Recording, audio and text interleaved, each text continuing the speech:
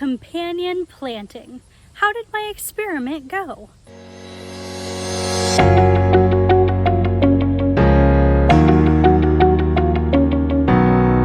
This year, I tried 2 different sets of companion plants. I had one that I started that was centered around my Brussels sprouts. I really wanted a good crop of Brussels sprouts, and I learned that beans and peas put a lot of nitrogen into the soil, and Brussels sprouts need a lot of nitrogen. So I thought, okay, this is perfect. And if your Brussels sprouts grow faster than your peas, then your peas can actually grow up the Brussels sprout, and then they have something to climb on. I also tried zucchini, and combining zucchini with radish, calendula, and nasturtium. So let's talk about these 2. So everything's a little dry, but here is my area with the green beans, Brussels sprouts, and peas. Now, my peas really struggled. I didn't water them as often as I should have, and they struggled, but they did produce peas. But I mean, my focus was really not on the peas. My focus was on the Brussels sprouts. And as you can tell, it is the end of July, and I have actual Brussels sprouts. So the Brussels sprouts did fabulously. And my green beans actually did great as well. So I would say that that planting, that companion planting was a perfect success. I will absolutely do that next year. As a matter of fact, I started an area over here where I planted green beans in a little row here. And next year, that will be where I plant my Brussels sprouts. Oh, and I guess I should say, not only did I plant the Brussels sprouts with the peas beside them and the green beans beside them, I actually planted them on the area where I had the green beans last year. So they got a lot of nitrogen, lots of nitrogen, and they really benefited. So let's talk about my zucchini. So I would definitely not say this was successful. And let me tell you why I think it was not successful. So I've got my zucchinis here. I've got my calendula. My nasturtium died in the last few days. But there was nasturtium. Oh, actually there's one here. So I've got nasturtium. But you can see that I don't have hardly any blooms on these. And this one is actually looking a bit wilty. So what went wrong? So this little area here is my zucchini patch. Come on, let's take a closer look. Now this is better.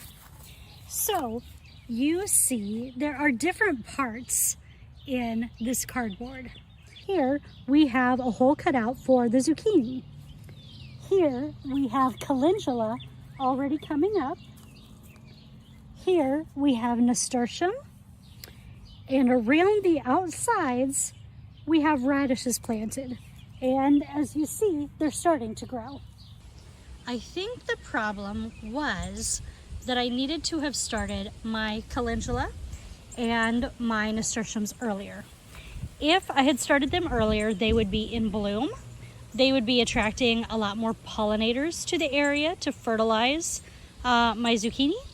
And also, they're supposed to have some effects on keeping bugs off.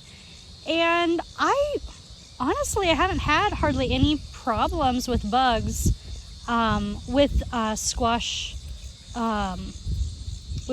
bugs this year. I've had issues with squash borers.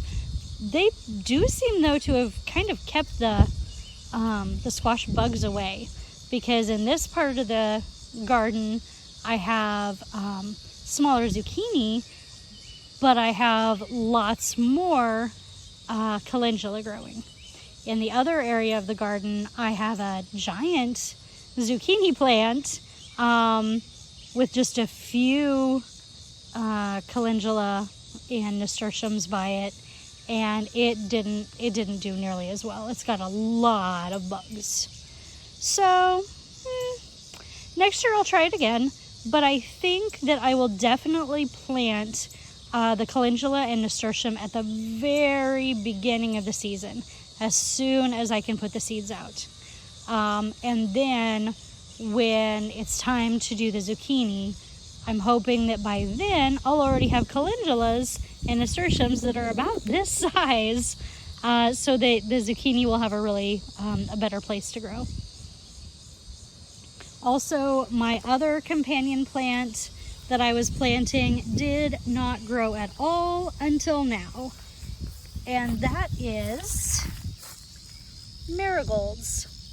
I tried to plant marigolds specifically to keep the deer and the rabbits away from my plants. Unfortunately, I could not get any of them to grow in time, and so rabbits have been eating all kinds of stuff from my garden.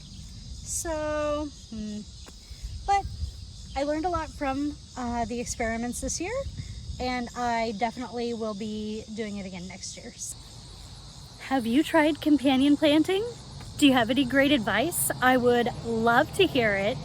I would be super excited to see what wisdom you have about companion plants, and maybe you found some pairings that really go well. So tell me in the comments if you've tried companion plants and how it went. And as always, don't forget to like this video, subscribe to my channel to see all the content I'll be producing, and let me know if there's anything you'd like me to make a video about. See you next time. Grow and then eat something wild.